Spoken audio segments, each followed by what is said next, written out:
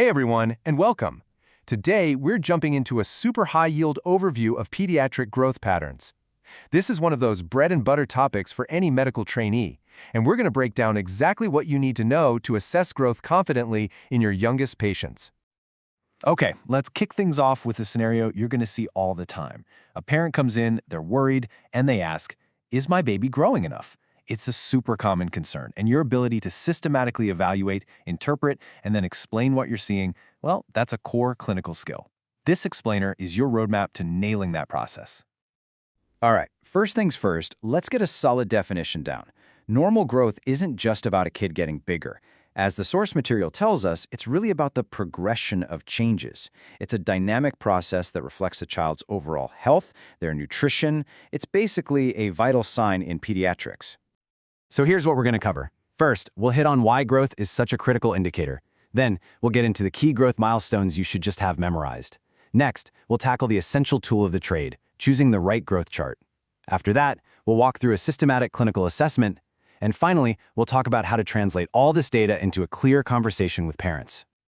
Let's jump right into section 1, why growth matters. And I want you to think of growth not as some separate data point, but truly as a vital sign for a child's well-being. And here's the most crucial clinical pearl of this whole section: a single dot on a growth chart.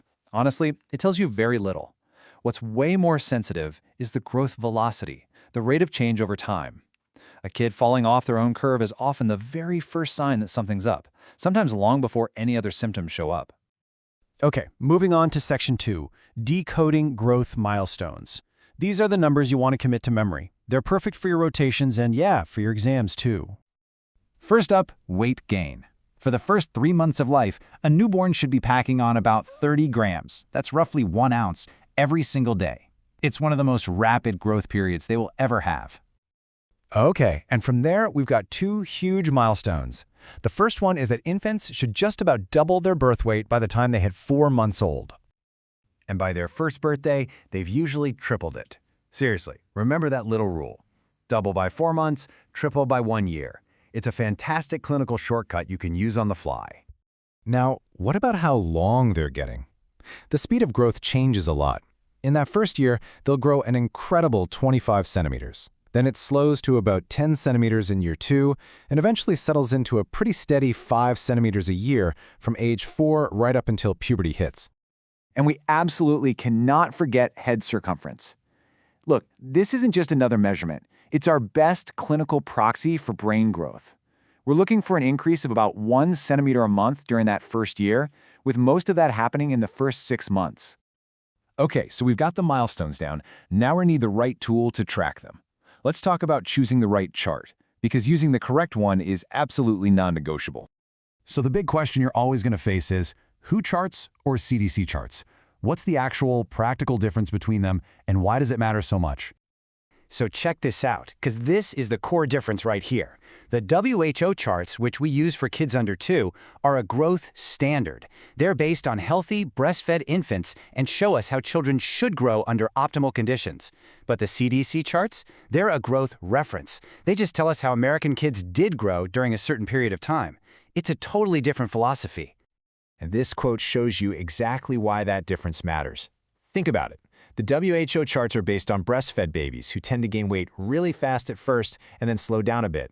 So if you plot a perfectly healthy formula-fed baby on that chart, their normal weight gain might look like it's too slow. Knowing this context can prevent a ton of unnecessary worry and interventions. So to wrap it all up, here are your best practices, your cheat sheet, if you will. Use the WHO charts for kids under 24 months. Switch to the CDC charts for everyone from 2 to 19. Always correct for prematurity when you're plotting. And just keep in the back of your mind that breastfed and formula-fed babies have different growth patterns early on. All right, on to section 4. This is where the rubber meets the road. We're going to put everything together, moving from just plotting dots on a page to actually building a clinical picture. A really good growth evaluation always follows these 4 steps. You start with a detailed history. Then, you have to get accurate measurements. Remember, garbage in, garbage out. Third, you plot those numbers on the right chart. And finally, you look at proportionality, which basically tells you how a child's weight relates to their height. Okay, now this table is super high yield. It helps you tell the difference between two really common, totally normal reasons for a kid being short. With both familial short stature and constitutional delay, the growth velocity is normal. The key difference? Look at the bone age. In constitutional delay, the bone age is delayed, and so is puberty. But in familial short stature, everything is right on schedule. That's a critical distinction. And speaking of that fourth step, proportionality, these are your two go-to tools. For any kid under 2, you're going to use weight for length. It's a great way to screen for nutritional issues. Once they're over 2, you switch to the good old body mass index, or BMI, which does a similar job for older kids. Okay, last section, and honestly, this might be the most important one.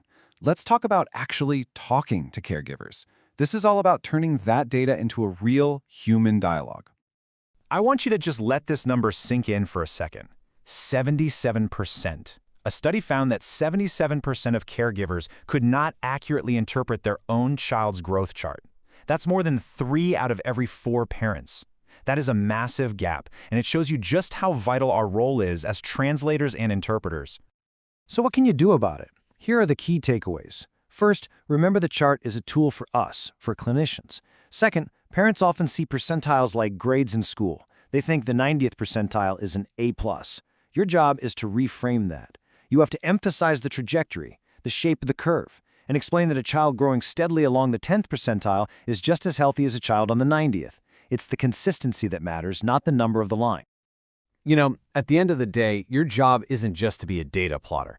The real art and science of this is taking that curve, that series of dots, and using it to tell a story. So the question to leave you with is this: how can you move beyond just the numbers to explain what that growth pattern truly reveals about a child's health?